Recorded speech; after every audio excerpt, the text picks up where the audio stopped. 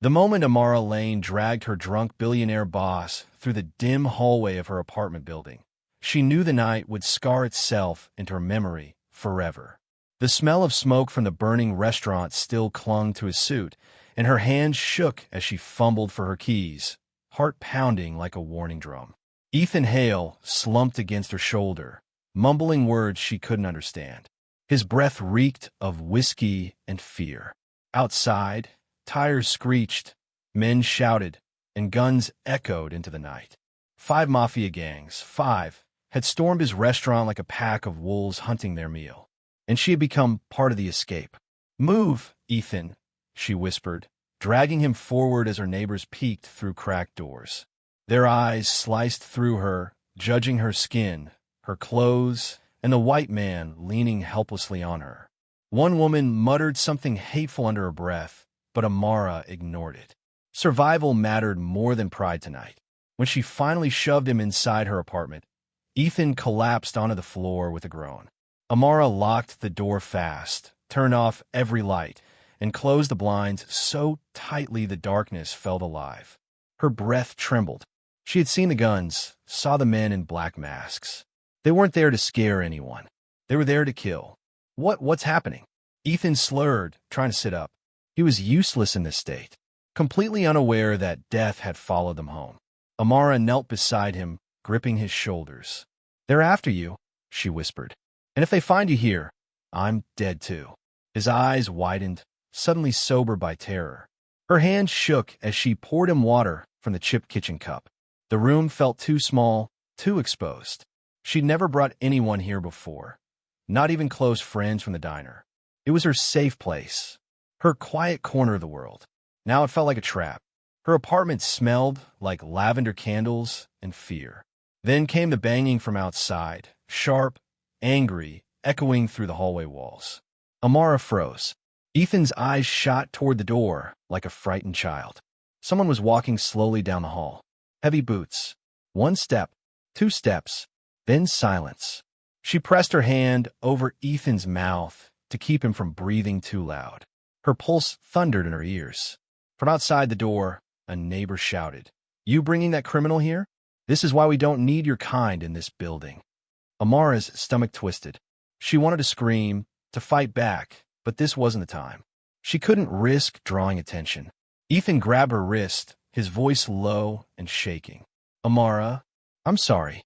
I never meant for this to happen." She didn't answer. Not now. Not when her life hung on the fragile hope that the gangs wouldn't think to follow them this far. She guided him toward the corner behind the couch. "Stay down. Stay silent," she whispered, every word trembling like glass. Ethan nodded, fear finally cutting through his drunken haze. Outside, the boots returned. This time slower. Closer. Someone stopped right in front of her door. Amara held her breath so tightly her lungs burned. She pressed her back to the wall, her fingers curled into fists. Ethan stared at her, helpless and frightened. They waited. Silence. Then a soft scrape, metal against metal. Someone testing her lock. Her heart nearly burst as she whispered, "Don't breathe." Ethan covered his mouth. The sound continued, soft and cruel, then stopped abruptly. Amara dared to step toward the peephole, moving like a shadow. She looked. Nothing. No one. The hall was empty, but she didn't trust the quiet. Quiet meant danger was thinking. She backed away, just as a gunshot shattered her door's deadbolt and splintered wood across her floor. Amara covered her mouth, choking back a scream. Ethan flinched and grabbed her arm, pulling her behind the couch. The hallway erupted with footsteps and whispers. They were inside her building. Then came the worst realization of all. The shadow moving past her window, slow and deliberate, as if the darkness itself was hunting her. Someone had followed them all the way here, and they weren't leaving until Ethan Hale stopped breathing. This is just the beginning. Make sure you hit that subscribe button so you don't miss the next story dropping tomorrow. And before we continue, drop a comment telling me where in the world you're watching from. I love seeing our community grow, state by state, country by country. Amara never forgot her first day at Hale's Diner. It was supposed to be a fresh start, a hopeful beginning after months of searching and praying for something steady. She remembered standing outside the glass doors with her hair tied in a neat puff, her hands trembling around the strap of her thrift store purse. The morning sun made the diner glow like a promise. Warm, safe, simple. She had no idea that the place would change her life in ways she never asked for. Inside, the smell of bacon and fresh coffee danced through the air. Customers chatted, silverware clinked, and an old jukebox hummed a soft tune. Amara smiled to herself. "I can do this," she whispered. But the moment she stepped behind the counter, the air shifted. The head waitress, Shannon Dorsey, looked her up and down like she was something stuck to the bottom of her shoe. "That's how you wear your hair?" Shannon asked, eyes narrowed. She didn't even try to hide her disgust. "Isn't it supposed to be flatter?" Amara swallowed hard. Her voice stayed gentle. "This is natural," she said softly. But Shannon wasn't done. "Well, don't go scaring customers. And talk slower. Some people can't understand accents." Amara didn't have an accent, but she nodded anyway. She needed this job. As her shift started, she carried plates with a nervous smile, moving table to table like she was walking on eggshells. At one booth, a couple whispered to their waiter and pointed at her. The waiter smirked before approaching Amara. "They don't want you serving them." "I'll take it." He didn't bother lowering his voice. Her cheeks burned, but she forced a smile and stepped back. Maybe it was a misunderstanding. Maybe people were just people. She pushed down the sting in her chest. Then came the next table. A middle-aged woman in pearls stared at her, then at her dark hands. "Can we get someone else?" The woman said flatly. No offense. But the tone, the look, everything was offense. Amara felt her throat tighten as she nodded again. Each refusal chipped away at her excitement until all that remained was a quiet ache. Ethan Hale walked through the diner midway through the shift. Tall, clean-cut, wearing a dark blue suit that cost more than Amara made in a month.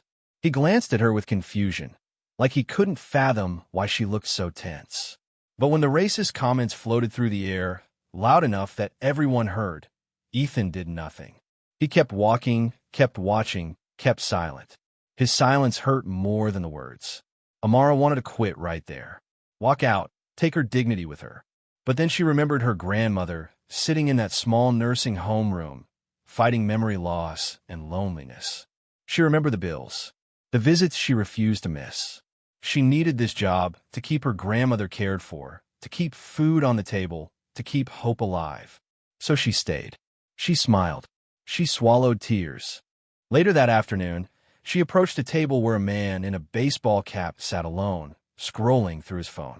She placed his plate gently in front of him. "Here you go, sir. Eggs over easy, side of toast." He didn't look up at first. Then he did. Slowly, his eyes traveled over her face with a coldness that made her skin crawl. "You mess up my order," he muttered, "and I'll make sure you don't last long in this place." Amara offered a small smile. "I double-checked everything." He slammed his hand on the table, making her jump. "I don't want attitude from your type." Her heart cracked, but she stood still, tightening her grip on her apron. She wouldn't let him win. She turned to walk away when he suddenly shoved her shoulder. Hard. She stumbled into another table, and gasps filled the diner. "Watch where you're going, you." He spat a slur so vile the whole room froze. Amara's breath caught in her chest. The word echoed in her skull like a slap. And then Ethan finally moved. "Sir, that's enough," he said sharply, stepping forward, but too late. Much too late. The damage, the humiliation, the sting of being unprotected, unvalued, unwanted had already sunk deep into her bones. The man stood from his booth, chest puffed, ready to start something bigger. And Ethan realized he wasn't stepping into a simple argument.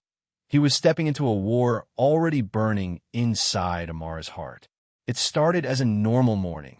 Sunlight streaming through the diner's windows, coffee brewing, the sound of laughter bouncing between booths. Amara had learned to move like water. Calm, silent, flowing around the whispers that once cut so deep. The months had taught her how to smile through cruelty and keep her head high. She was stronger now, sharper. She'd learned every number on the register, every supplier's name, every routine Ethan cared about. But that day, something changed. Ethan had been pacing in his office upstairs, his face pale, his hand clutching a set of invoices. When Amara came in to drop off a delivery log, she caught sight of them, numbers that didn't add up. "Sir," she said hesitantly, "these totals don't match the supplier statements." He frowned, glancing at her. "What do you mean?" She took the papers from his hand and laid them flat on the desk. "Here. These figures. Someone's been billing you twice under two names. You've been paying double." Ethan blinked, then leaned forward, disbelief flickering across his face. "You're sure?" "I checked the records. 3 months' worth," she replied softly. "It's all there." He looked from the papers to her, the weight of what she'd just said dawning on him. "That's nearly $1 million in losses." Amara nodded quietly. She didn't want to sound proud, but she couldn't hide the slight tremor in her voice. "I thought you should know before the auditors do." By the end of that day, the accounting manager was gone. Ethan personally came down to the diner floor and announced a promotion. Assistant manager, Hale's Diner, Amara Brooks. The words hung in the air like thunder. The customers clapped. Ethan smiled warmly. But behind the counter, Shannon's jaw tightened, and the others exchanged looks sharp enough to cut glass. Amara felt the chill before she even stepped back into the kitchen. By the next morning, the whispers started. She must have done something for him. Girl like her doesn't get promoted for hard work. She's got him wrapped around her finger. They laughed just loud enough for her to hear. Shannon made a show of leaning close to the others, pretending to whisper, but ensuring her words sliced through the noise. "Guess it pays to say yes after hours, huh?" Amara froze in front of the sink. Every muscle in her back stiffened. She wanted to scream, to defend herself, but she couldn't. She needed the paycheck. She needed her peace. Later that night, when she went to change out of her uniform, she found a folded note in her locker. Her name written in black ink. She opened it slowly. Inside, "Stay in your lane. We know what you are." Her throat burned. Her eyes watered, but she blinked them clear. She wouldn't give them her tears. When Ethan called her to the office that evening, she didn't mention the note, but he already seemed restless. "Amara, I heard there have been comments." She tried to keep her voice steady. "It's fine, sir. I can handle it." He sighed. "I should have stopped this earlier." "I'm sorry." Amara looked up, searching his face. "Then do something," she whispered. "I can't just fire half my staff without proof," he said quietly. "It'll look like favoritism." Favoritism. The word stung worse than the insults. She realized then that even when he wanted to help, he was still afraid. Afraid of what people would think. She nodded slowly, forcing a faint smile. "I understand, Mr. Hale." But inside, her chest was breaking. When her shift ended, the hallway lights flickered dimly as she walked back to her locker. Something felt wrong. The air heavy, the silence too still. Her hand hesitated before she opened the door. The smell of spray paint hit her first. Then her heart sank. Across the metal door, scrawled in angry red letters, were the words, "Go back where you came from." Her knees weakened. The locker room spun. For a long moment, she just stood there, alone, staring at the hate dripping down cold metal. Then footsteps echoed behind her. Someone was watching. The apartment felt smaller with every breath Amara took. Shadows clung to the corners like they were listening, waiting. Outside, the night crawled with distant voices and car engines prowling up and down the street. Ethan sat hunched on her faded couch, elbows on his knees, head in his hands. He looked nothing like the polished billionaire who used to walk through Hale's Diner with smooth confidence and crisp suits. Now he looked like a man who'd been running for his life. Amara paced in front of him, her heart still racing from the gunshot that blasted her lock a moment earlier. "Talk," she whispered harshly. "Now, what did you do?" Ethan dragged a shaky hand across his face. His voice was low, almost cracked. "Amara, I didn't want you involved. I didn't want anyone hurt." "That didn't answer my question," she shot back. Her voice trembled, but not from fear. From anger. From betrayal. From the realization that whatever he dragged into her life was bigger than she ever imagined. Ethan looked up at her, eyes filled with guilt. "They're after me," he finally admitted. "The men who came to the restaurant tonight, they're not just criminals. They're part of something deeper. Something organized. Amara folded her arms, waiting for the real truth. Ethan swallowed hard. I uncovered something, but I didn't know it would lead to this. He stood slowly and walked toward the window, peeking out through the blinds like the world outside was hunting him. The diner, the whole restaurant chain, it was being used to launder money. Millions, maybe more. Amara's breath caught. What? Money laundering? Why would they use your business? Ethan laughed bitterly. Because I made it easy. I trusted the wrong people, signed the wrong contracts, hired the wrong accountant. He turned back to her, eyes frantic. When I found out, I reported it. I gave the police everything I had. Receipts, emails, accounts. But he hesitated, and that hesitation tightened something sharp inside Amara's chest. But what? She demanded. His jaw clenched. But I didn't tell them everything. Silence filled the apartment like smoke. Amara stared at him, her pulse suddenly louder. Why? What exactly did you leave out? Ethan opened his mouth, closed it, then looked away. His silence became its own confession. You're lying to me, she whispered. Not a question. A fact. Ethan rubbed his forehead, breath shaking. Amara, I swear, I didn't mean for you to get dragged into this. I thought I had time. I thought I could fix it before anyone found out. She stepped closer, her voice trembling. Before I found out? Or before the cops did? Ethan avoided her eyes. Some things are too big to expose without consequences. Amara shook her head in disbelief. You expose a mafia ring, Ethan.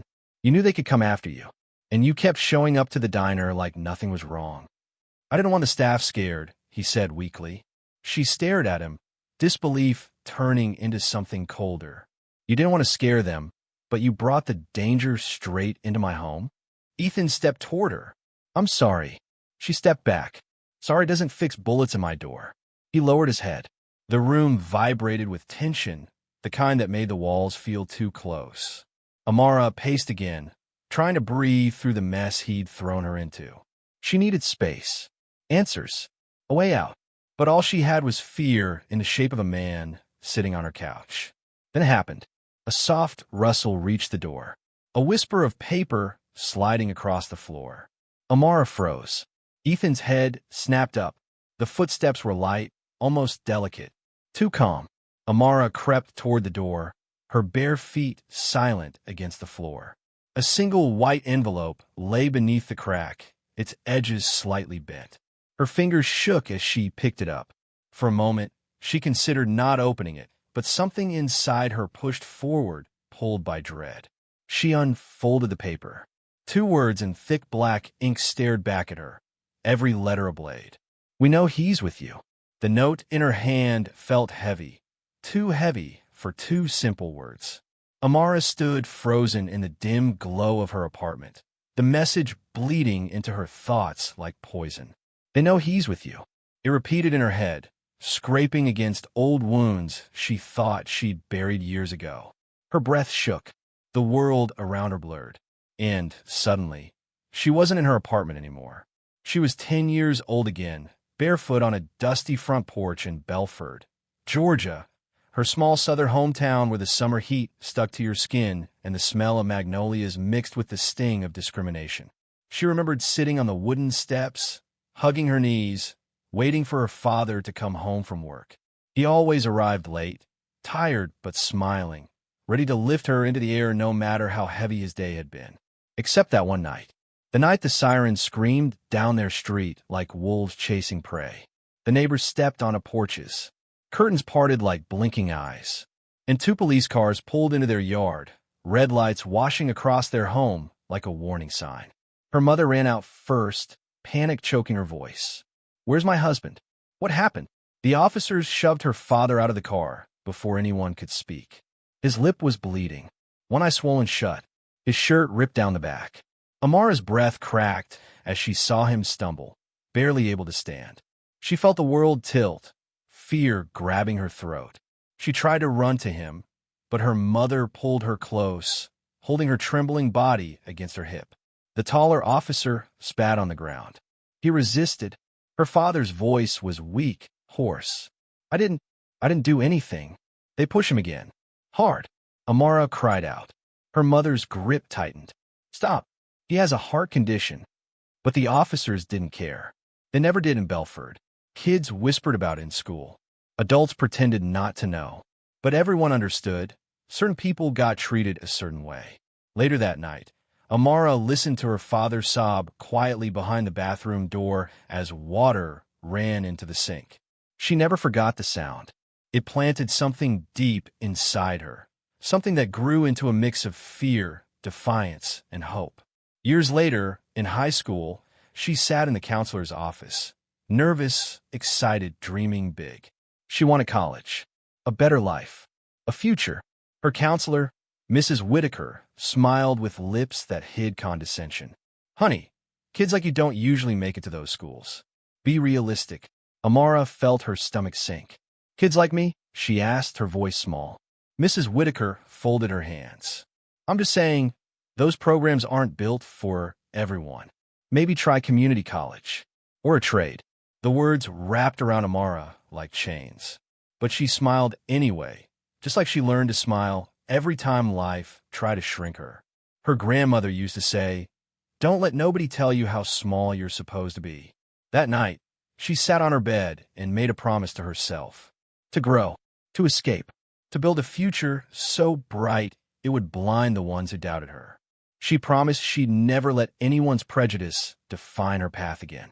But now, standing in her dark apartment, with danger circling outside like vultures and a billionaire hiding behind her couch, Amara felt that old fear clawing its way back into her chest. She folded the note with trembling fingers and tucked it into her pocket. Ethan watched her nervously, still sitting on the floor, his eyes wide with guilt and gratitude. Amara, what did it say? He asked. She wasn't ready to tell him. Not yet. Not when her heart felt like glass and her past screamed warnings all around her. Before she could answer, a sudden crash exploded through the silence. A brick tore through her window, glass shattering, spraying across the room in a glittering arc. Amara screamed and dropped to the floor as cold air rushed inside, carrying danger with it. And just like that, her small apartment, her safe place, her sanctuary, became a battlefield. Glass glittered across the floor like broken stars. Cold wind pushed into Amara's apartment, carrying fear with it. She pressed her back against the wall, breathing fast, trying to steady the storm inside her chest. Ethan crawled toward her, eyes wide, voice trembling. They found us. Amara, I'm so sorry. But his apology was drowned out by the memories crashing over her. Memories of a different kind of hurt, the kind that didn't come from guns or gangsters, but from silence, from betrayal. Because this wasn't the first time Ethan allowed danger to sit quietly in the corner of her life. Her mind snapped back to one night at the diner, months before the chaos, before the guns, before her apartment became a target. The night she overheard a conversation that changed how she saw everything. It had been late, close to closing time. She was mopping the floor, humming under her breath. Upstairs, the office door was cracked open. Ethan's assistant, Margot, was inside talking to someone on the phone. Her voice carried through the halls like poison dripping through the ceiling. I'm telling you, she's too black to be the face of this place, Margot hissed. You know how customers get. They want a certain look. A pause. A soft laugh. Oh, please, Ethan won't fire her. He's too soft. Keeps saying she's good for business. Whatever that means. Amara froze mid-step, the mop handle slipping from her fingers and clattering against the floor. Her throat tightened. Heat rose behind her eyes. She stood completely still, every muscle locked. Her heart felt like it had turned to stone. Just then, Ethan stepped into the doorway, not far behind Margot. He heard every word. Amara held her breath, waiting for him to defend her, to correct the hate, to draw a line. But he didn't. He just sighed, a tired, defeated sound. We can't control what customers think, he finally said. That was it. No outrage, no reprimand, no comfort, no protection. Amara had quietly backed away, her shoes barely brushing the floor as she slipped into the kitchen, gripping her apron to keep from falling apart. She cried in the walk-in freezer, where no one could hear her heartbreak echo off the frozen walls. After that night, the staff grew bolder. They started whispering in the corners again. She's just a diversity hire. She got promoted because she smiles at the boss. Let's make her quit. Management will thank us. They sabotaged her orders, hid her shift schedules, swapped tables on her, made her run double the work while they leaned against counters scrolling on their phones. And Ethan? He watched. He always watched, but he rarely acted, because to him, the racism was an inconvenience. To her, it was survival. Still, she couldn't leave. Not when the nursing home called every week about late payments. Not when her grandmother needed medicine insurance refused to cover. Not when skipping one paycheck could mean skipping a visit, the only comfort her grandmother had left. So she stayed. She worked. She swallowed pain. She smiled even when it felt fake. Because life demanded sacrifice, and she was used to carrying weight others didn't see. Back in the present, Amara wiped a shaky hand across her forehead. The shattered window cut through her like a memory. Sharp, cold, unforgiving. Danger had pushed its way into her home, just like hate pushed its way into her workplace. Maybe it had always been chasing her. Ethan crawled to her side, wincing as he brushed glass away from her feet. Amara, please talk to me. But before she could respond, her phone buzzed violently on the floor. She reached for it with trembling fingers. The screen lit up her fearful face in the dark. A breaking news alert blinked in bold red letters. Billionaire restaurateur Ethan Hale under investigation for embezzlement. Her stomach dropped. Her breath vanished. The world tilted sideways. Ethan turned pale as the screen's glow reflected off his shaking hands. The gangs weren't the only enemies closing in. Now the entire country was coming for him, too. The words on Amara's phone screen seemed to scream louder than the wind pouring through her shattered window. Ethan Hale under investigation for embezzlement. Her heart thudded painfully, each beat a question, each breath a betrayal. She turned toward him slowly, her jaw trembling. "Ethan, what is this?" she whispered. He looked at her like a man watching his entire world collapse. "Amara, it's not true. I swear it's not true. They framed me. The gangs, those men, they're behind it all." She shook her head, fighting the dizzy feeling creeping up her spine. "But you never said anything. You never even hinted at this. You dragged me into danger I didn't know existed." He opened his mouth, but no words came out, and that silence told her everything. "You knew," she said softly. "You knew something was wrong. For months, Ethan. Months. I didn't want to believe it," he whispered. "I thought I could fix it before it got this far." "You thought," she repeated, stepping back. "You thought. But you didn't warn the people working under you. You didn't warn me. You let us walk blind into your mess." A shiver rippled through the apartment, running up her arms like a storm crawling across her skin. Ethan stood there, shoulders slumped, guilt pressing him down. He looked like he'd aged 10 years in 1 hour. "Amara, listen to me," he begged. "Those gangs, they're doing this to make sure I stay quiet. They needed someone to blame, someone to ruin. The embezzlement charges, they planted evidence. They hacked my accounts. A thunderous crash downstairs cut him off. Amara stiffened. Ethan's eyes widened. Heavy boots pounded up the stairwell, a familiar rhythm she'd grown up fearing. She recognized the deep voices barking orders. Police. Not the kind that helped. The kind that hunted. Amara grabbed Ethan's arm. "Get in the bedroom. Now.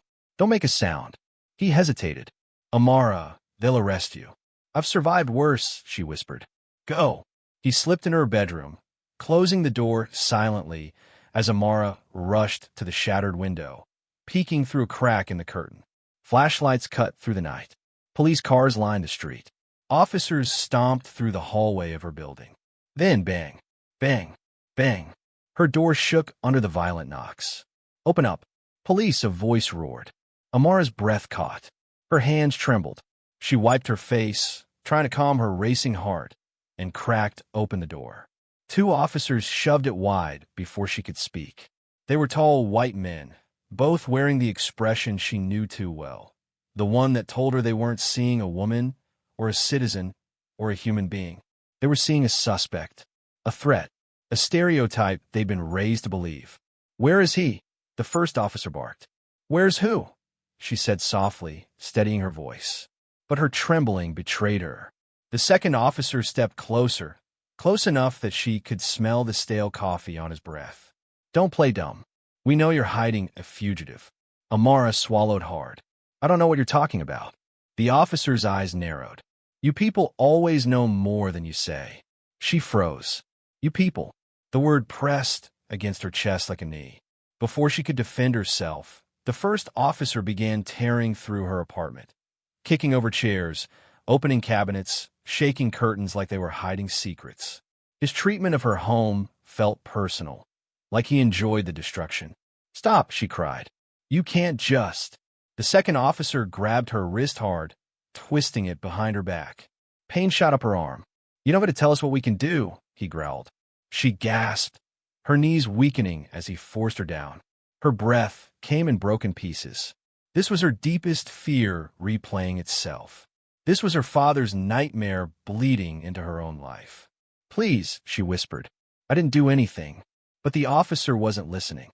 He shoved her against the wall, metal slapping around her wrist. "You're under suspicion for aiding a fugitive, Amara Lane." Amara felt cold metal tighten around her skin. Handcuffs. Her body trembled with humiliation, fear, and memory. She could hear Ethan's shallow breathing from behind the bedroom door, but prayed he stayed hidden.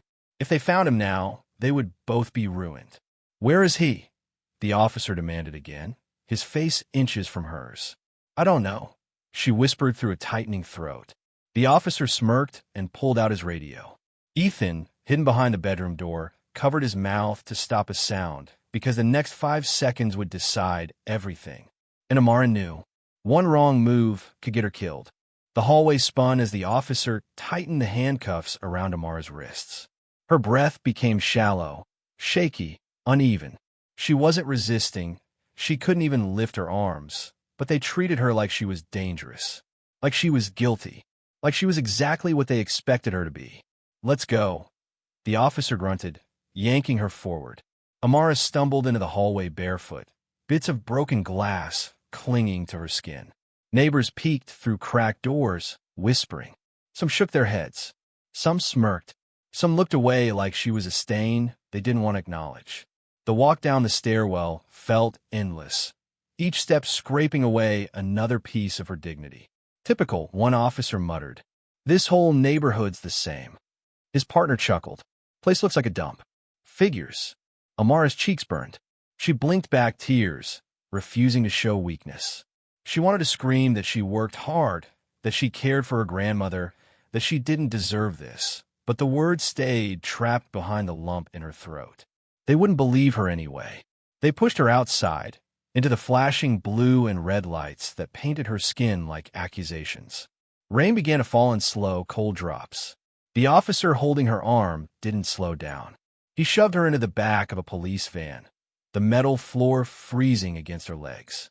The door slammed shut, drowning her in darkness. A single officer sat in the back with her, arms crossed, lips curled in disgust. He leaned forward, lowering his voice like he was sharing a secret she should have known long ago. "You shouldn't bring white men home," he whispered, eyes gleaming with cruelty. "Never ends well."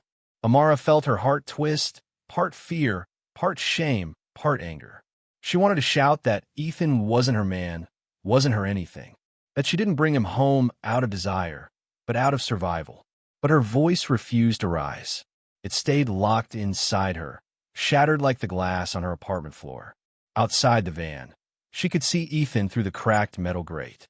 He was hiding behind a row of trash cans, eyes wide, shaking so violently she could see it from yards away. His hands covered his mouth, tears forming in the corners of his eyes. He wanted to help her. She could see the pain in his face, but if he stepped out, they'd take him too. For a second, Amara prayed he would stay hidden. For a second, she prayed someone would help her. For a second, she wished her father were still alive to tell her what to do. The van engine roared. The officers in front barked at each other about paperwork, about fugitives, about quotas.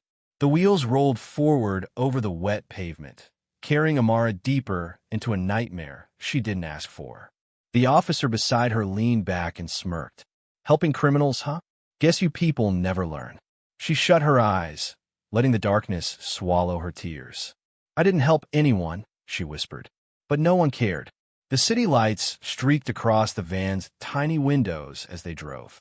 Every bump in the road jolted her wrists, the metal biting deeper into her skin. Her breathing quickened. Her pulse raced.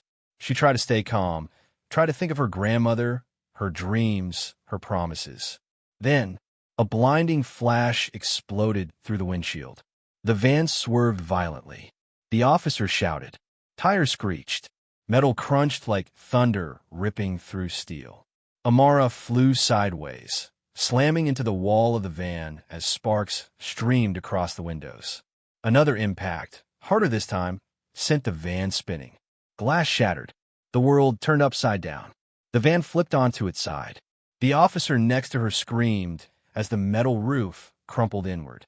Amara felt blood in her mouth. Her ears rang like church bells hammered by a storm. Through the chaos, she heard voices, deep, cold, ruthless voices. Then she knew. It wasn't an accident. It wasn't a crash. It was an ambush. The Mafia had found the van, and they weren't there for the police. They were there for her.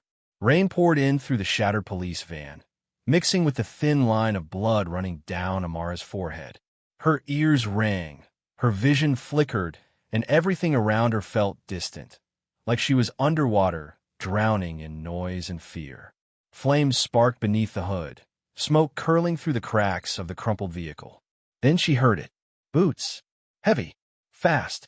Coming straight toward her. The metal door of the overturned van screeched violently as someone pried it open. A masked man shoved his head inside, his eyes cold and sharp. There she is, he growled. Get her out. Two more men grabbed her arms and dragged her through the opening, her wrists still locked together by the handcuffs. Her knees scraped against the pavement as rain mixed with dirt and blood on her skin. She gasped as they yanked her upright, forcing her to face them. She's the one who hit him, the first man said, looking her up and down with disgust. Another man smirked.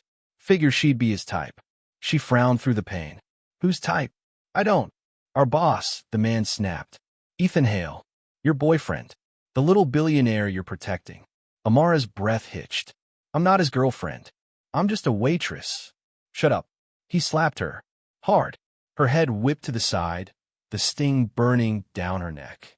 She forced herself to stand tall despite the pain. I don't know anything. I don't even know why you're after him. Oh, sweetheart, the man said, stepping closer. You think we're dumb? You think we don't know you were hiding him in your apartment? She flinched. Their information was too accurate. They had been watching. Another man sneered. We only need one of you alive. Doesn't matter if it's him or you.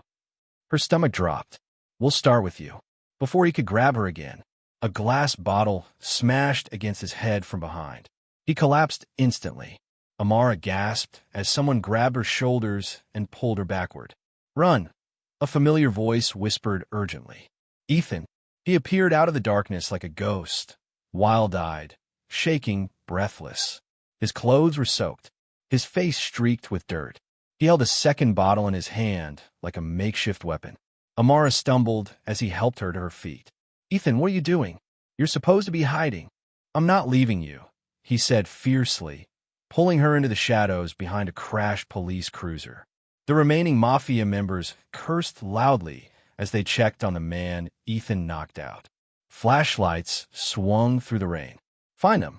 They couldn't have gone far. Ethan dragged Amara behind a row of dumpsters and streetlights flickered weakly over them. They sprinted through the alley, the sound of boots thundering behind them. Amara's wrists burned from the handcuffs. Every step felt like a knife in her side. I can't keep running like this. You have to, Ethan whispered, grabbing her hand.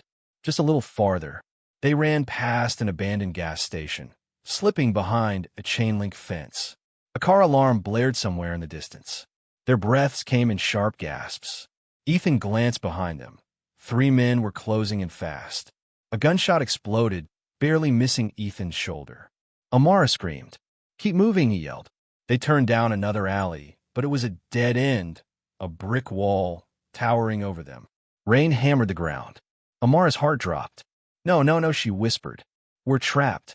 Ethan scanned the wall desperately, searching for anything they could climb, but the surface was slick and impossible. Footsteps grew louder. Shadows lengthened. They were surrounded. A man stepped forward, lifting a gun and pointing it directly at Amara's head. Game over, he said coldly. Amara froze. Ethan grabbed her arm. The rain fell harder. The bullet had not yet been fired, but death was already staring straight into her eyes. The gunman's grip tightened. Rain streaked down his mask, glistening like tears he didn't deserve. Amara's breath froze in her throat. She heard Ethan whisper her name. Barely a sound, barely a hope, just before the man steadied his aim. But then, "Hey, you get off my property right now." A woman's voice, sharp, loud, furious, cut through the storm like lightning. All three gunmen jerked their heads toward the street. Amara followed their gaze, and through the curtain of rain, she saw an older white woman standing on the porch of a rundown blue house. Her gray hair was pulled into a messy bun, and she held a broom like it was a shotgun. "What do you think you're doing?" she shouted again. "I said get." The gunman hesitated, eyes narrowing. "Who the—" "I'm calling the police right now," she yelled, waving her phone. "And I know the sheriff personally. You want trouble? Keep standing there." One of the men cursed under his breath. "Let's move. Too many witnesses." "Forget the girl," another hissed. "We'll find them again." They backed away slowly, melting into the darkness until nothing was left but echoes of their boots splashing through the alley. Amara collapsed against the wall, her chest heaving. Ethan grabbed her arm, steadying her. His hand shook. Her entire body trembled. The woman on the porch lowered her broom, staring at them with an urgent, almost desperate expression. "Come on," she called. "Before they come back." Ethan didn't hesitate. He wrapped his arm around Amara and guided her toward the house. She could barely feel her legs as they hurried up the porch steps and inside the warm, dimly lit home that smelled faintly of lavender and old wood. The woman shut the door behind them, locking 3 deadbolts with practiced speed. "My name is Marjorie," she said, breathless. "Marjorie Blake. Follow me, quick." She led them down a narrow hall, then down a steep set of creaking wooden stairs into a basement lined with dusty shelves and boxes labeled Christmas and Mom's Things. Marjorie clicked on a single lamp. The soft glow filled the room with shaky light. "You two stay quiet," she whispered, "and stay low. Those men, they're not the kind you argue with."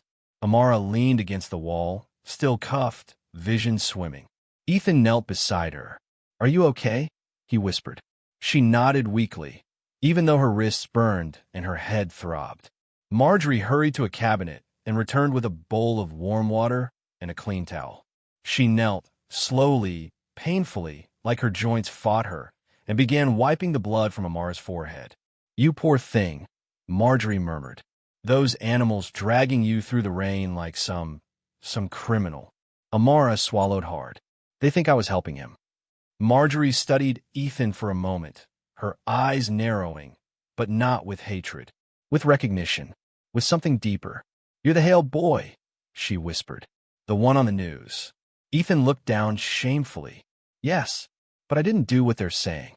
Marjorie let out a long, tired sigh. "I believe you. Men like them don't chase innocent people unless they're hiding guilt." Then she turned to Amara, her voice softening. "I know what it's like. Loving someone the world doesn't want you to love." Amara blinked. "What do you mean?" Marjorie sat back against an old storage trunk, her eyes drifting to a framed picture sitting dusty on a shelf. She pulled it down, wiping it with her sleeve. The photo showed a younger Marjorie, smiling, glowing, beside a tall black man with warm eyes. Amara's breath caught. "This is Samuel," Marjorie said, her voice trembling. "I loved him. We were going to get married." Ethan leaned forward. "What happened to him?" Marjorie's lips quivered. "He was killed. Hate crime. They called it an accident, but we knew better. The sheriff back then hid the truth. I lost him because this town couldn't stand the idea of us together." Silence settled thickly over the basement. "I couldn't save Samuel," Marjorie whispered, tears in her eyes. "But I'll be damned if I let them take another soul on my doorstep." Amara felt her throat tighten. She wasn't expecting kindness tonight. Not from a stranger, not from anyone. Something warm and painful bloomed in her chest. But then, a car door slammed outside. Marjorie froze. "Oh no," she breathed. "Please not now." Footsteps approached the house. Heavy, impatient, angry footsteps. "That's my son," Marjorie whispered, eyes filling with dread. "He doesn't like people like you." The basement door creaked. A harsh voice called, "Why's your window broken? And why's there blood in the driveway?" Marjorie's face went pale. "Stay hidden," she whispered shakily. "No matter what you hear, stay hidden." Because her son was already coming down the stairs.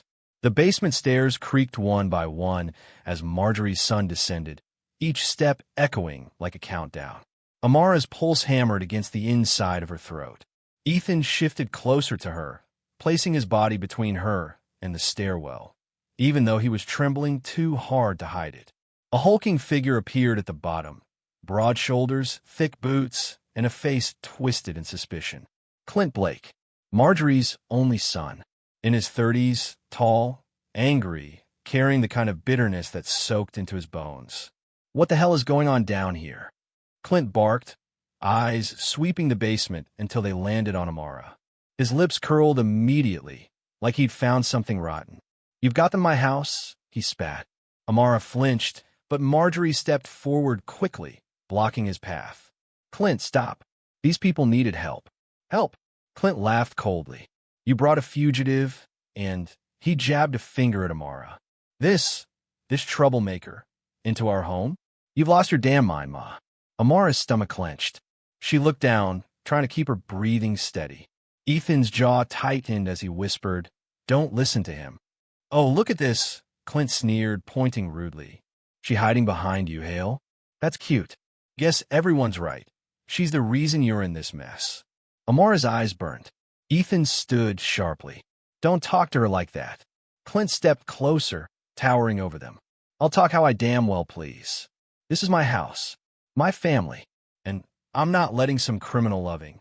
"Enough," Marjorie snapped, stepping between them again. "You shut your mouth, Clint Blake. Right now." But Clint only grew louder. "I'm calling the police. Tonight. This ends now." Amara felt her world tilt. She shook her head. "Please, please don't." Clint smirked cruelly. "Why? Afraid they'll haul you back to whatever neighborhood you crawled out of?" Amara's chest tightened painfully. Old wounds, old memories, old shame surged up all at once. She wanted to disappear. She wanted to scream. She wanted to run. "Clint," Marjorie warned, her voice trembling. "You listen to me. These people are in danger." "No, we're in danger," Clint snapped. "Because of them. This woman saved a life tonight." Marjorie cried, pointing at Amara. "She saved 2 lives?" Clint chuckled. "Yeah, maybe she should worry about saving her own reputation first." Then it happened. Marjorie's hand flew through the air with a crack that echoed through the entire basement. Clint staggered back, clutching his cheek, shock flooding his eyes. He stared at his mother like she betrayed him. "You will not speak to her like that," Marjorie said, voice shaking with fury and heartbreak. "Not in my house. Not in front of me. Not ever." Clint's face twisted. "You chose them over your own blood." "I chose what was right," Marjorie whispered. A heavy silence descended. Clint's chest rose and fell sharply. For a moment, Amara wasn't sure if he'd hit his mother. But then he turned, storming up the stairs so hard the whole house shook. The basement door slammed with enough force to rattle the bulbs. Marjorie exhaled shakily, her hand trembling as she reached for the rail. "He'll cool off," she said, though the tremor in her voice told the truth. She wasn't sure at all. Amara swallowed a sob. "I'm sorry," she whispered. "I didn't mean to cause all this." Marjorie knelt beside her again, wiping away a tear from Amara's cheek like a mother comforting her daughter. "None of this is your fault, baby. People like Clint, they're born scared. And scared people grow cruel." Ethan lowered himself beside Amara, his voice soft. "She saved me more times tonight than I deserve." Amara looked up at him, surprised by the sincerity in his eyes. "If not for her," Ethan said, turning toward Marjorie, "I'd be dead already." Marjorie nodded, her expression softening. And because of that, Clint will come around. Or he'll leave. Either way, we'll manage. But then, a sound cut through the room. A low rumble. Engines. Several of them. Marjorie froze. Ethan's face drained of color. Amara felt every muscle in her body turn to ice. Through the tiny basement window near the ceiling, headlights flickered, dozens of them, stretching across the yard like an approaching storm. Marjorie whispered what all of them already knew. They found us. Outside, men stepped out of black SUVs. Guns in hand, masks on, voices low and deadly. The Mafia had surrounded the house. The engines outside revved like beasts waking for a hunt. Shadows moved across the basement walls, stretching and tightening with each passing second. Amara pressed herself against the concrete, her pulse hammering in her ears. Marjorie covered her mouth with trembling hands. Ethan stood frozen, eyes wide, breathing too fast to be quiet. Then, a muffled shatter upstairs. Glass breaking. Footsteps. Low voices. A sinister laugh. They're inside. Ethan whispered, barely audible. Marjorie stepped back, clutching her chest. Lord have mercy, she breathed. Amara listened, heart pounding, her mind racing. The voices upstairs multiplied, boots stomping against the wooden floors. Something clanked. Something metallic. Something dangerous. Then the scent hit them. Smoke. Thick. Harsh. Fast. Marjorie's eyes widened. No. They're lighting the house. Within seconds, orange light flickered along the cracks beneath the stairs. Smoke slithered downward like a poisonous creature. The fire above roared, its heat pushing into the basement like the breath of hell. Ethan grabbed Amara's arm. We need to move. Now. Amara scanned the basement, coughing, her lungs burning.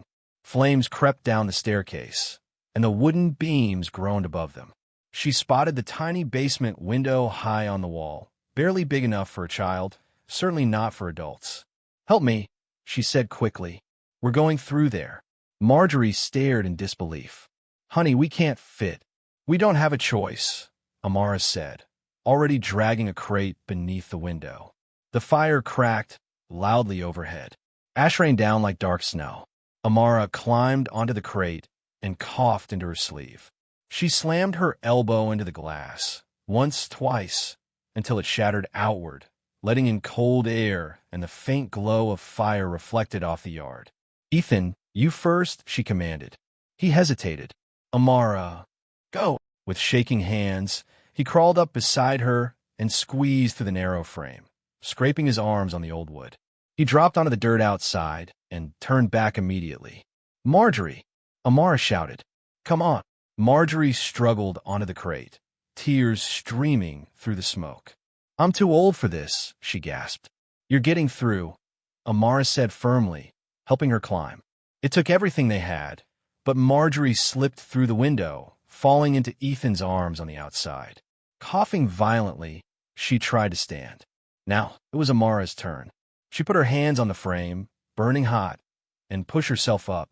The smoke clawed at her lungs as flames stormed down the stairs behind her. A flaming beam crashed onto the basement floor. She didn't think. She just moved. Amara kicked through the window, dragging herself out seconds before the entire basement stairway collapsed behind her in a burst of fire. She rolled onto the grass, coughing uncontrollably. Ethan grabbed her, pulling her away from the burning house. But there was no time to rest. Headlights flared across the yard, blinding white beams slicing through the smoke. They're still here, Marjorie whispered, fear cracking her voice. Shadows emerged. 3 men, then 5, then more. Go, Amara shouted, pulling Ethan and Marjorie toward the tree line at the edge of the property. Into the woods. They sprinted, stumbling across wet grass and broken branches. Rain poured harder, thunder rolling in the distance, but the headlights behind them kept moving. The Mafia wasn't giving up. Every breath stabbed Amara's chest with fire. Her handcuffs cut into her wrists. Marjorie limped, leaning heavily on Ethan.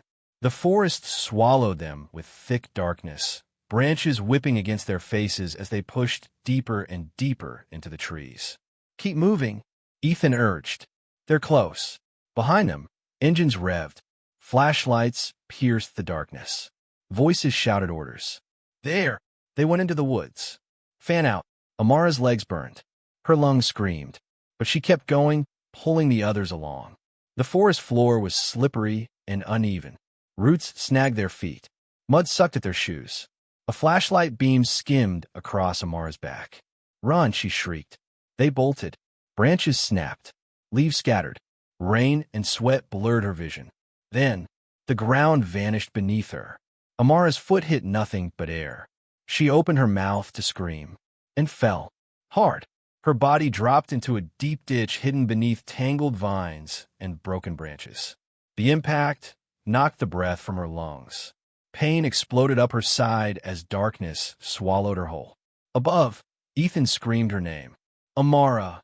The world came back to Amara in fragments. Cold dirt against her cheek, rain dripping through the trees above, her ribs aching with every breath. For a moment, she didn't know where she was.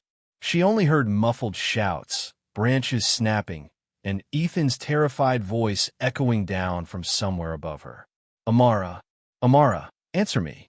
She groaned softly, trying to move. Pain shot up her side like lightning. The ditch had swallowed her whole, deep, hidden, lined with jagged roots and mud. She coughed, tasting dirt and blood. Footsteps slid against the wet earth, followed by Ethan's face peering over the edge, pale and frantic. "Oh God," he whispered. "Oh God, hang on." He slid halfway down, gripping a tree root with one arm, reaching for her with the other. His suit was torn, soaked, caked in mud. His breath came in desperate gasps. "Give me your hand," he said, voice cracking. "Please." Amara reached up weakly. Their fingers touched, then locked. Ethan braced himself and pulled. His muscles shook, his shoes slipping in the mud. "You're going to fall," she gasped. "Then I fall," he said. "But I'm not leaving you down here." With a final, desperate heave, he dragged her upward, slipping, scrambling, using every ounce of strength he had left. They toppled onto the forest floor together, both gasping for air. Rain splashed against their faces as Ethan held her for a moment, his hands trembling. "You're hurt," he whispered. "So are you." He shook his head. "Doesn't matter. You could have died." The headlights in the distance swung left instead of right. The Mafia had turned down another trail, temporarily losing their path. They had a moment, a small, fragile moment. Ethan helped Amara to her feet, looping her arm around his shoulders. She leaned on him heavily, limping through the trees. Marjorie followed close behind, clutching her chest, breathing in short, painful bursts. "Just a little farther," Ethan urged, guiding them through the darkness. "There's an old cabin near the creek. My dad used to take me there when I was a kid." The forest thinned slightly as they pushed forward. Every step felt like dragging through quicksand. Amara's ribs throbbed. Her wrists, still cuffed, ached deeply. The cold burrowed into her skin. "Ethan," she whispered. He leaned closer. "Yeah." She swallowed hard, her voice shaking. "I was going to quit tomorrow." He turned his head toward her. "Quit? What? Why?" Amara blinked through tears she didn't mean to let fall. "Because of everything. The comments. The looks. The whispers. I couldn't take it anymore. I was tired of pretending it didn't hurt." Ethan stopped walking. Marjorie paused too, breathing heavily. Amara continued, her words breaking open like old scars. "Every day I smiled. Every day I worked twice as hard to be treated half as good. And still, people treated me like I didn't belong. Like your diner wasn't a place for someone who looked like me." Ethan's face crumpled in the dark. She stared ahead, blinking rain from her eyes. "I was going to quit. I'd already written my resignation letter. I just never got the courage to give it to you." Ethan dropped his gaze to the ground. His voice shook. "Amara, I saw things. I heard things. And I didn't protect you. I should have. I should have stepped in the moment it happened." His chest rose sharply, then fell with a broken breath. "You were the strongest person in that diner. Stronger than me. Stronger than all of them. Watching you carry yourself with dignity when they didn't deserve your kindness. It changed me. Amara stared at him, stunned. Ethan swallowed hard, wiping at his eyes with the back of his muddy sleeve. You think you were invisible, but you weren't. I saw everything, and I was too much of a coward to do more. I thought if I didn't stir trouble, things would fix themselves. I was wrong. You deserve better. You deserve so much better. Amara's throat tightened. She wasn't sure if it was pain or relief. Marjorie touched her arm gently. Baby, you kept showing up, even when they wanted to break you. That's power. Thunder rolled in the distance. Ethan cleared his throat. We need to keep moving. The cabin should be close. They continued, step after step, until the outline of a small wooden cabin appeared between the trees. Its roof sagged, and the windows were dusty, but it was shelter, a place to breathe, a place to hide. Ethan pushed the door open gently, motioning for Amara and Marjorie to step inside. But the moment they crossed the threshold, a floorboard creaked, a chair scraped. Ethan froze. Amara's heartbeat stopped, because someone was already inside the cabin. Ethan's hand shot out instinctively, pushing Amara and Marjorie behind him. The cabin was dark except for a dim lantern glowing on a wooden table. Rain beat against the roof in steady, angry waves. The room smelled like damp wood, old coffee, and secrets buried too long. A shadow shifted in the corner. Then a man stepped forward, slowly, deliberately, hands raised to show he wasn't armed. He looked to be in his late 60s, tall but worn down by life. His gray beard was trimmed neatly, his coat patched with years of use. His eyes were the kind that had seen too much and remembered every bit of it. Don't be afraid, he said calmly, voice deep and steady. If I wanted you dead, you wouldn't have made it through the door. Ethan stiffened. Who are you? The man nodded once. Name's Anselwood. Amara exchanged a glance with Ethan. Marjorie gasped softly behind them. Ansel stepped toward the lantern and turned up the flame. You're Ethan Hale. And you, he looked at Amara, are the woman who dragged him out of a Mafia ambush. Impressive. Amara's heart kicked against her ribs. How do you know about that? Ansel sighed, walking to a chair and lowering himself slowly, as though every movement reminded him of old bones and older regrets. I know more than you think, he said. I know about the restaurant attack. I know about the money laundering. I know about the embezzlement frame-up. And I know the men chasing you aren't planning to stop. Ethan stepped forward. How? How do you know all of that? Ansel's gaze sharpened. Because I spent 25 years tracking that same Mafia network for the FBI. Your father and I worked side by side. Ethan froze. My father? Ansel nodded. Henry Hale was a stubborn man. Smart. Brave. Too brave, maybe. He didn't know how to stay out of danger. Ethan's throat tightened. You knew him. I didn't just know him, Ansel said quietly. I tried to keep him alive. The room felt colder suddenly, as if the walls leaned in to hear the truth. Marjorie clasped her hands together, whispering a prayer under her breath. Amara stepped closer, unable to look away. Ansel rubbed his hands together, warming them by the lantern. Years ago, Henry discovered the same laundering routes you stumbled onto. He didn't trust anyone at the Bureau, so he came to me. We agreed to take them down quietly. Ethan swallowed. Then why didn't he? Ansel's eyes dimmed. He got too close. The words hung in the air like smoke from a burning building. Amara felt her stomach drop. You mean they killed him? Ansel nodded slowly. They made it look like a heart attack. But I know the signs. The bruising. The timing. The threats he mentioned the day before. Ethan looked like the floor had fallen out from under him. All those years my mother thought he got sick. We all did. That's what they wanted, Ansel said. They don't just kill people. They erase truths. Amara felt her own breath stagger. This wasn't just danger anymore. It was history repeating itself. A curse looping back around. Ethan murmured, so I'm living the same story he died in. Yes, Ansel replied bluntly. You're walking your father's path step for step. Silence swelled. The wind slammed against the window. The cabin shook. Amara suddenly felt sick. She stepped back, gripping a table's edge to steady herself. Ethan turned to her, guilt all over his face. I never wanted you dragged into this. Amara shook her head. This isn't just your fight anymore, Ethan. It became mine the moment I helped you out that back door. Ansel watched them, eyes piercing. You two don't understand the scale of this. These men aren't petty criminals. They're a coalition, 5 families working together. They don't leave loose ends. They don't forgive mistakes. And they never stop hunting. Marjorie shivered. Lord have mercy. Ansel stood again, joints popping. Which brings me to why I stayed here tonight. I saw the vans chasing you. Saw them set the house on fire. I followed the flames. Ethan stepped closer. Can you help us? Please. We don't know who to trust. Ansel exhaled. I'll help you. But first, his expression shifted. Hardened. Darkened. There's something you need to know before we go any farther.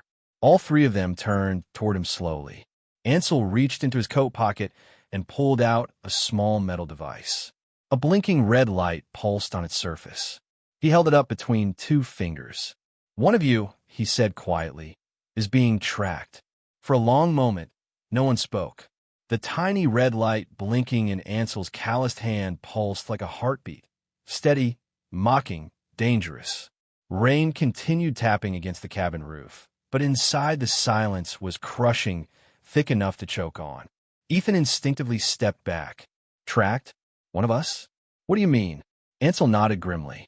This device is a locator, strong enough to ping their signal every 30 seconds.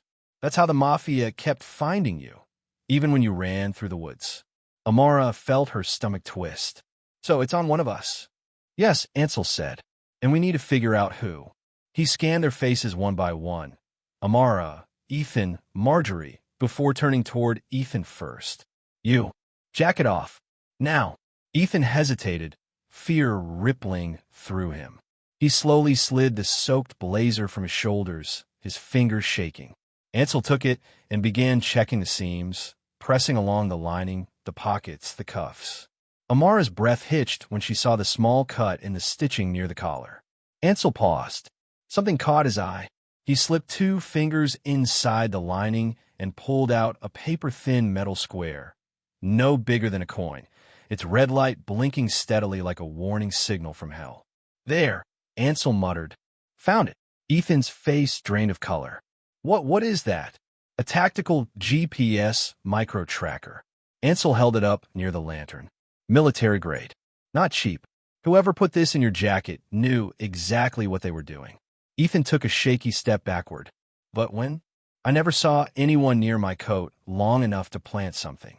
Amara's mind raced, flashes of the diner, the staff, the whispers slicing through her memory like shards of glass. She remembered Shannon leaning close to Ethan last week, fake smile stretched across her face, fingers accidentally brushing his jacket collar. She remembered Margot straightening his suit before he went to a meeting, tugging the fabric in a way that seemed too intimate for an assistant. She remembered the staff members smirking when Ethan showed up with a new jacket, one she had never seen before. Her breath caught. It was someone at the diner, Amara whispered. Before all this started, someone who kept touching your clothes. Ethan looked at her sharply. Who? Shannon, Amara said, voice trembling. Margot. Maybe both. They hated me, but they were always acting strange around you. Smiling too much. Getting close. Ansel nodded.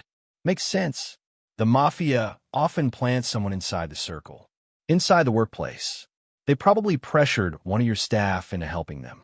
Ethan ran a hand through his hair, panicking. God, I had no idea. I thought they were just, I don't know, being friendly. Marjorie muttered.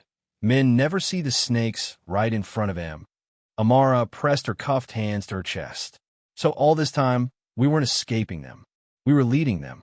Ansel sighed deeply. I'm afraid so.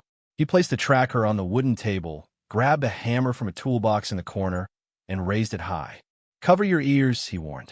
The hammer came down with a violent crack, crushing the metal into useless fragments. The tiny red light died instantly. Relief washed through the room like a breath of clean air.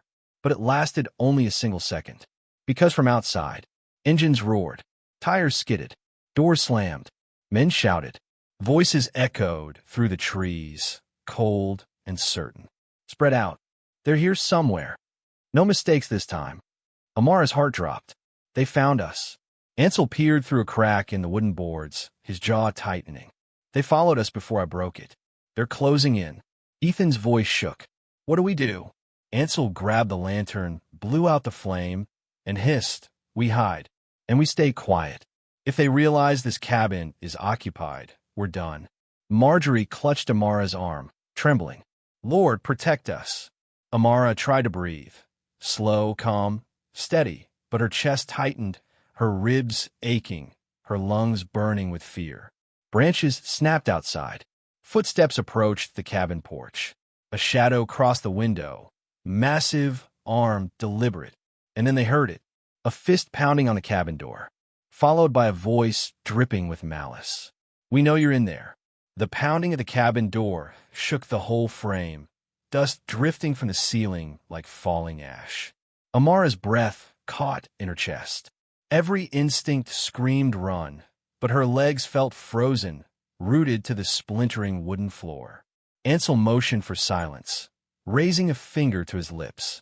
But outside, the gang members were already spreading out, shadows crossing every window, boots sinking into the mud, guns gleaming beneath the storm-soaked moonlight. Come out, little waitress, a voice taunted from the porch. We only need one of you alive. Ethan's hand found Amara's. She squeezed his palm hard, her heart pounding so loud she worried they'd hear it. Then, the door exploded inward with a violent crash. 3 masked men stormed the cabin. Ansel reacted instantly, throwing a table into their path and tackling the closest one with surprising strength for a man his age. The thug hit the floor with a grunt, and Ansel's fist came down hard. Go! Ansel shouted. Run! Ethan grabbed Amara's arm. But before they could reach the back door, a 4th man appeared from the shadows and slammed Ethan into the wall so hard the lantern rattled. Amara screamed, reaching for him, but 2 more men swarmed into the room. Look who we have! One sneered, grabbing Amara by her cuffed wrists and yanking her back. The waitress who thinks she's a hero. Let her go. Ethan shouted, struggling against the man pinning him. But he was outnumbered. One attacker held Ethan's arms. Another punched him in the stomach, forcing the air from his lungs. Then a new presence entered the room. The leader. Tall, broad, wearing a long dark coat soaked with rain. His mask covered half his face, but his eyes were unmistakably cruel, sharp, hungry, almost entertained. He walked slowly around Amara, circling her like a predator studying prey. So this is the girl, he said softly. The one he's risking everything for. Amara tried to yank her arms free. I don't know anything. Let us go. The leader chuckled. Oh, sweetheart, you belong to us now. Her stomach twisted. I'm not your anything. He stepped closer, gripping her chin between his fingers. You are whatever I say you are. Ethan lunged forward, pure rage in his eyes. Don't touch her. But a fist slammed into his jaw, dropping him to his knees. The leader didn't even look at him. Funny thing, he said to his men. The billionaire thinks the girl isn't worth anything. Yet look how fast he bleeds for her. He leaned close to Amara, his breath cold on her skin. Maybe I'll teach you what happens to people who protect traitors. Amara's whole body shook, fear clawing at every part of her. But through the terror, she felt something fierce rising, something that refused to break. I'm not afraid of you, she whispered. His smile vanished. You will be. Suddenly, Ansel charged from behind, tackling the leader with a roar. They crashed into the wall, knocking over shelves and sending boxes flying. Chaos erupted. Men screamed. Fists flew. Furniture splintered. Run! Ansel bellowed again, before 2 men jumped him at once, slamming him to the floor. One kicked him in the ribs. Another struck him with the butt of his gun. Blood splattered across the cabin floor. Ines, Amara tried to shout, but her voice was cut off as the leader's hand clamped over her mouth. Ethan threw himself at the gang holding him, screaming her name. Amara, let her go. But a blow to the back of his head silenced him. He collapsed, limp, blood trickling down his temple. No, Amara cried, thrashing wildly. But the men were stronger. The leader lifted her effortlessly, throwing her over his shoulder like she weighed nothing. Take the girl, he ordered coldly. Leave the men. Amara kicked, clawed, screamed, but the rain drowned her voice as he carried her out of the cabin and through the mud. She glimpsed Ethan unconscious on the floor, Ansel beaten but still fighting feebly. "Ethan," she cried. "Ethan!" But her voice faded as the leader opened the trunk of a black SUV. "Time to disappear," he murmured. "No, I know," Amara shrieked, but 3 pairs of hands shoved her inside. The trunk slammed shut. Darkness swallowed her whole, and the engine roared to life. Cold, metal, darkness.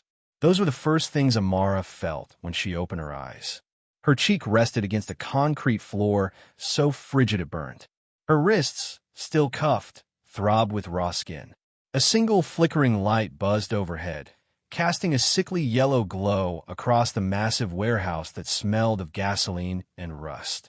Chains rattled somewhere in the distance. Water dripped. The air tasted like fear. Her vision steadied slowly, and then she saw him. Ethan.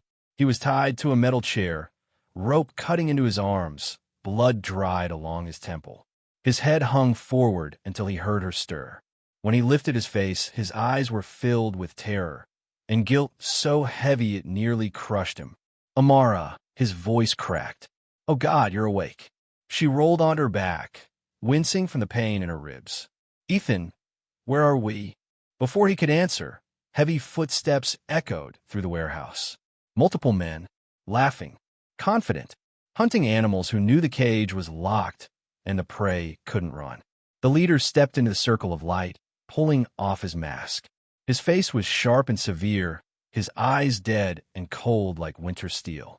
"Morning, sweetheart," he said to Amara. "Sleep well." Amara glared at him. "Let him go." The man smirked. "Oh, you're giving orders now? Cute." Ethan struggled against his ropes. "You don't need her. This is between me and your people." A fist slammed into his stomach, cutting him off. He choked on air, doubling over. Amara felt something inside her snap. "Stop." A low chuckle rose from a group of gang members nearby. One of them, a thick man with tattoos creeping up his neck, stepped forward. "Listen to her," the tattooed one said mockingly, leaning down. "This one really thinks she matters." He crouched beside Amara, grabbing her chin the same way the leader had in the cabin. "You're nothing," he whispered. "A nobody from a nowhere neighborhood. Just a little waitress who got lucky standing next to a rich man." Amara jerked her face away, disgusted. "I'm more than you'll ever be." His smile vanished. He slapped her so hard her head spun, the metallic burn exploding across her cheek. Ethan shouted her name, fighting the ropes until his wrists bled. "Don't touch her." The tattooed man turned toward Ethan and laughed. "Why? You think this girl is worth something? To you, maybe. To us, she's just leverage." Amara felt her stomach twist. Leverage? For what? The leader's voice was a slow, cruel answer. "For making sure Ethan here doesn't try anything heroic. You see, his father died because he wouldn't cooperate. I want the son to understand the price of stubbornness." Ethan looked at Amara, regret, love, and fury all tangled in his eyes. "I'm so sorry. I drag you into this." But Amara shook her head. "You didn't drag me. I chose to help you." The leader raised an eyebrow. "Chose? Oh, sweetheart, you made the wrong choice." 2 men grabbed Amara by the arms, shoving her toward a pillar. One clicked open a metal shackle and locked her cuffed hands to an iron ring bolted into the concrete. The leader paced around her. "You're going to behave," he said softly. "You're going to stay quiet." And he gestured at Ethan, "is going to finish what his father started and hand us everything." Ethan spat on the floor. "I'll die before I help you." The leader smiled. "Good. That's exactly what your father said." Ethan lunged forward again, even tied down, rage swallowing him whole. Amara felt her heartbeat quicken.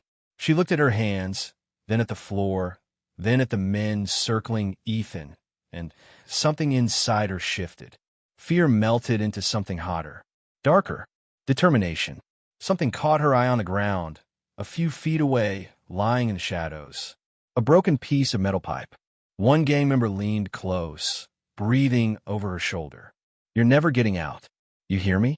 You belong to us now." No, she didn't. While he taunted her, Amara slid her foot across the floor, slow, quiet, deliberate, dragging the metal pipe closer inch by inch. His voice dripped poison. You think a waitress can fight us?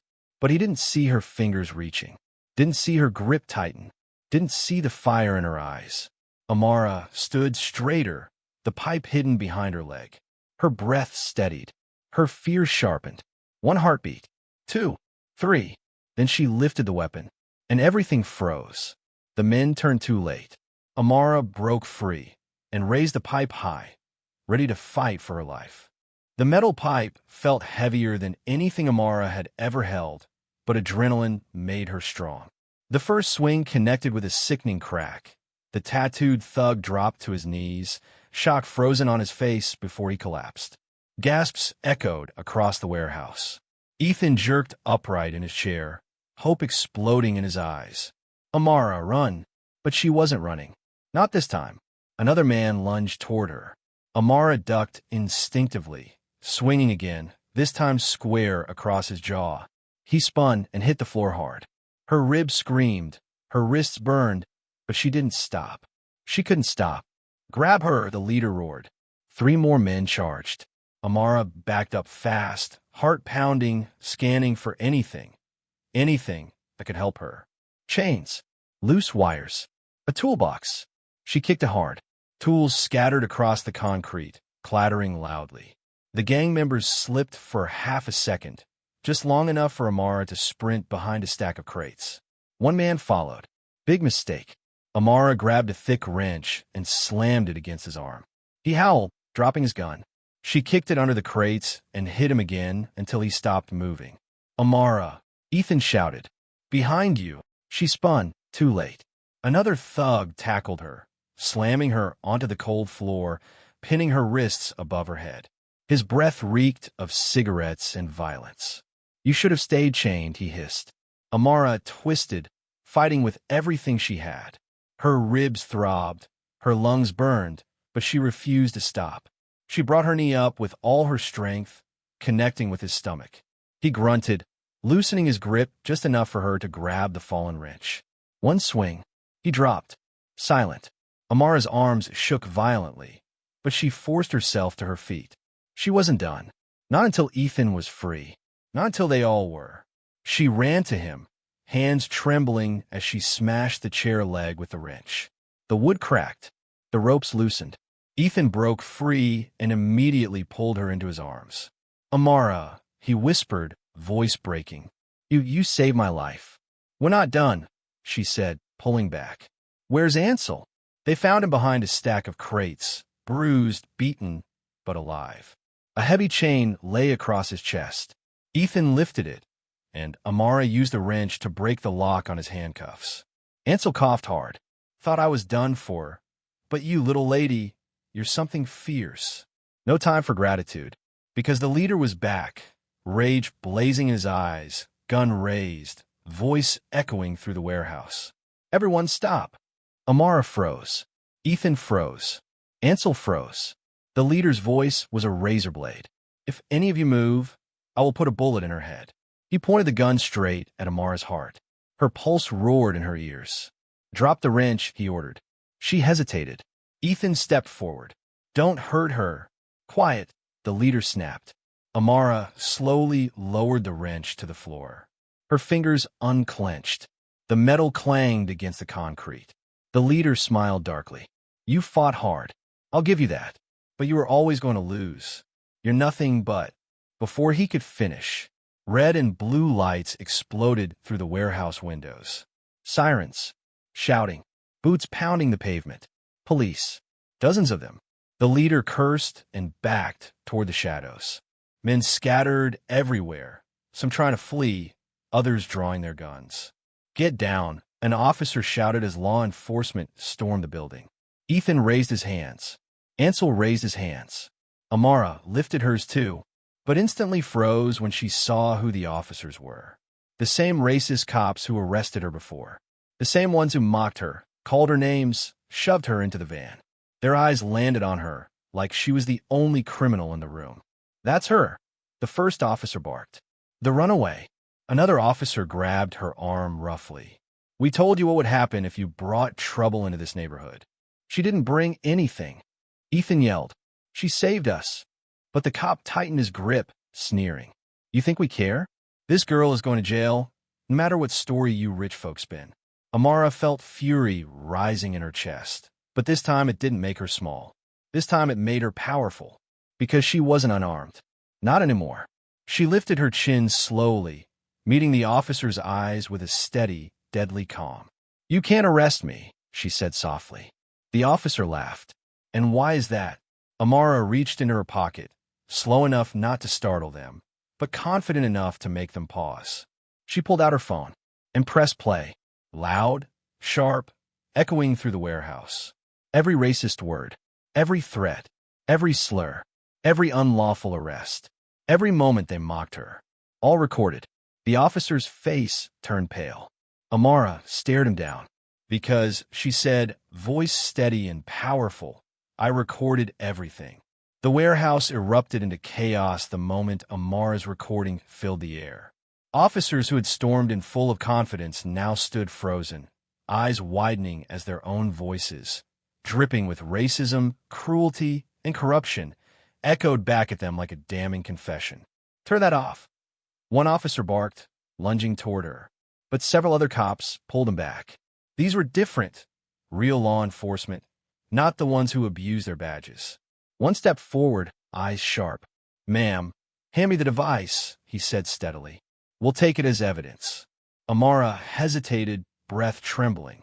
Ethan touched her shoulder gently. It's okay, he whispered. You're safe now. She lifted the phone into the officer's open palm. The moment he took it, 2 officers tackled the corrupt cops to the floor. Their protests rang out loud, screaming innocence, screaming lies, but for once the world didn't believe them. For once, their voices didn't overpower hers. Amara sank to her knees, shaking, not from fear, from shock, from relief, from the weight of everything she'd carried finally lifting, slowly, painfully, but lifting. Amara, Ethan whispered, kneeling beside her. It's over. What you did is going to change everything. She didn't know if she believed him yet. But the way he looked at her, soft, proud, full of something she didn't dare name, made her want to. Paramedics arrived. Officers secured the gang members. Crime tape went up. Reporters swarmed the area like vultures hungry for truth. Marjorie limped toward Amara, her face streaked with soot but glowing with fierce pride. Baby, she said softly, cupping Amara's cheek, you fought like 10 soldiers. Your mama and daddy, they'd be shouting from heaven right now. Amara swallowed hard, tears stinging her eyes. I just wanted to survive. And you did, Marjorie said. But you did more than that. You brought the truth with you. Ansel, battered but upright, gave her a nod of deep respect. You did what the Bureau never managed. You exposed them. All of them. Ethan helped Amara stand, his arms steady around her waist. You're not going back to that diner, he said softly. You shouldn't have been there in the first place. She frowned slightly. Ethan, no, he insisted. I should have defended you, protected you. I failed every time, but I won't again. She looked at him, unsure what he meant. Hours passed. Statements were taken. Evidence collected. The Mafia was hauled away in cuffs. Even the leader, the man who thought he owned fear, looked smaller behind bars. By sunrise, a small crowd had gathered outside the warehouse. Neighbors, staff from the diner, strangers who followed the breaking news. A woman approached Amara with a microphone. Miss Johnson, the world wants to hear from you. Can you say a few words? Her heart hammered. Her palms sweated. Cameras pointed at her from every angle. Ethan's hand brushed hers gently. You don't have to. But she nodded.